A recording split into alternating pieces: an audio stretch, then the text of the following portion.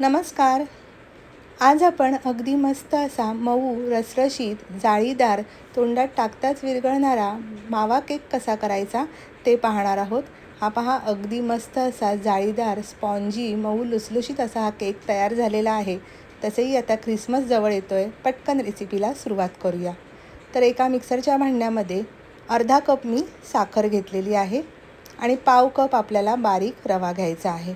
रवा बारीक नसेल तर जाडा घेतला तरीसुद्धा चालू शकेल, कारण आपण तो मिक्सरला फिरवून घेणार आहोत. पाव कप इतकं साजूक तूप घेतलेलं आहे. तुपाऐवजी तुम्ही बटर घातलं तरीसुद्धा चालू शकेल. आता यामध्ये पाव कप मी दही घातलेलं आहे आणि पाव कपच आपल्याला यामध्ये दूध घालायचं आहे. आता सगळ्यात शेवटी इथे पहा, 150 ग्रॅम मी फिका मावा घेतलेला आहे. थोडा अगदी किसणीवर आपल्याला किसून घ्यायचा, म्हणजे छान असा हा एकजीव होतो. आता हे सगळी जिन्नस आपल्याला छान अशी मिक्सरला एकदा फिरवून घ्यायची आहे, म्हणजे याची छान अशी अगदी स्मूथ अशी पेस्ट तयार होते. हे पहा, ह्यामुळे काय होतं, आपल्याला वेगळं असं फेटत बसण्याची गरज नाही. आपला रवा आणि साखर छान यामध्ये बारीक होते. आता एका भांड्यामध्ये आपण हे काढून घेतलेलं आहे. आता यामध्ये रवा घातला आहे, त्यामुळे अगदी 15 ते 20 मिनटासाठी थोडंसं झाकण ठेवून बाजूला ठेवायचं, म्हणजे रवा जो आपला आहे तो छान यामध्ये मुरेल. तर आता पहा, 15 मिनटं झालेली आहे.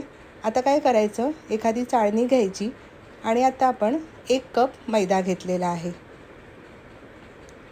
अर्धा टीस्पून मी बेकिंग पावडर घातलेली आहे आणि पाव टीस्पून आपल्याला बेकिंग सोडा म्हणजेच खायचा सोडा घालायचा आहे. अगदी चिमूटभर मीठ घालायचं आणि आता छान असं हे आपण चाळून घेतो आहे. असं चाळून मैदा नक्की घ्यायचा, त्यामुळे काय होतं, केक आपला छान अगदी हलका होतो. तर इथे पहा, आपला मैदा छान असा चाळून झालेला आहे. आता एका चमच्याने छान असं हे सगळं मिश्रण आपल्याला मिक्स करून घ्यायचं आहे. हे पहा, असं सगळं एकजीव करून घ्यायचं आहे. करायला अगदी सोपा असा हा केक आहे. आपण ह्यामध्ये सुरुवातीला पाव कप इतकं दूध घातलेलं होतं, पण याची कन्सिस्टन्सी ॲडजस्ट करण्याकरता आपल्याला अजून ह्यामध्ये दूध घालावं लागणार आहे. तर इथे पहा, अजून मी पाव कप दूध घेतलं आहे आणि त्यामधलं थोडंसं दूध ह्यामध्ये घालते. एका वेळेस अगदी खूप दूध घालायचं नाही, थोडंसं लागेल तसं आपल्याला दूध घालायचं आहे. आणि आता हे मिश्रण आपल्याला खूप जास्त पातळही करायचं नाही. हे पहा, हे अजून थोडंसं घट्ट आहे, म्हणून अजून ह्याच्यामध्ये मी दूध घालते. म्हणजे साधारण आपल्याला आत्ता अर्धा कप आणि सुरुवातीला पाव कप, म्हणजे पाऊण कप इतकं दूध लागलेलं आहे. केकसाठीचं मिश्रण आता आपलं तयार झालं आहे. ह्याच्यापेक्षा जास्त पातळ करायचं नाही.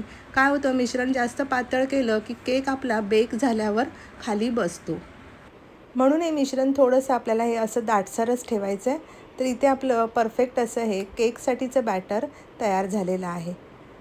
आता इथे मी हा केकचा टीन घेतला आहे आणि त्याला बटर पेपर लावून घेतला आहे. जर तुमच्याकडे बटर पेपर नसेल तर थोडासा तेलाचा किंवा तुपाचा हात लावायचा आणि त्यावर थोडासा मैदा भुरभुरवून आपल्याला हा टीन असा डस्ट करून घ्यायचा आहे.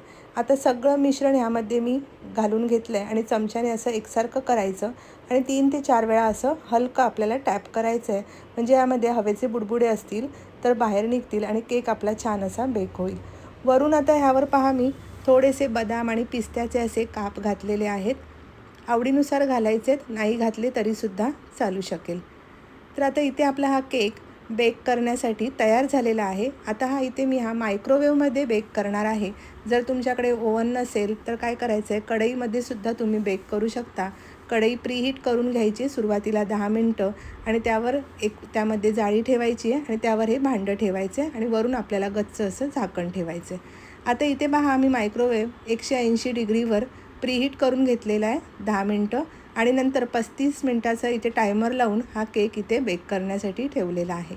35 मिनटानंतर तुम्ही पाहू शकता, मस्त असा आपला हा केक तयार झाला आहे. थोडा थंड होऊ द्यायचा आहे. इथे आपण सुरीने किंवा टूथपिकने बघायचं आहे, सुरी आपली व्यवस्थित अगदी कोरडी आलेली आहे, म्हणजे केक आपला छान असा तयार झालेला आहे. थोडासा गार झाल्यावर आपल्याला हा डिमोल्ड करून घ्यायचा आहे. तर इथे पहा, याच्या अशा कडा मी सोडवून घेतल्या आहेत.